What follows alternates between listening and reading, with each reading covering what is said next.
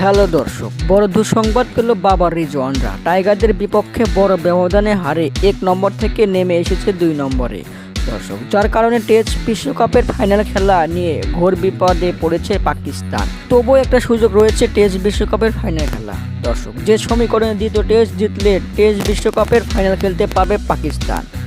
দর্শক, ঘরের মাঠে বাংলাদেশের কাছে 10 উইকেটে হেরেছে পাকিস্তান। শীর্ষস্থানে উঠতে হলে দ্বিতীয় টেস্ট জিততেই হবে। যদি দ্বিতীয় টেস্ট হারে পাকিস্তান, তাহলে টেস্ট বিশ্বকাপের ফাইনাল খেলা অনিশ্চিত বললেই চলে দর্শক। পয়েন্ট তালিকার শীর্ষে রয়েছে ভারত, 9টি টেস্ট খেলে জিতেছে 6টি, পয়েন্টের শতাংশ বা 68.52।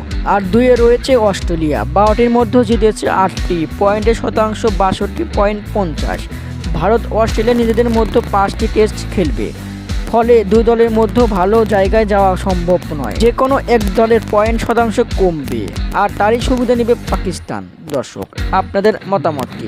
পাকিস্তান কি টেস্ট বিশ্বকাপের ফাইনাল খেলতে পারবে নাকি পারবে না? কমেন্টের মাধ্যমে জানিয়ে দিন। ধন্যবাদ।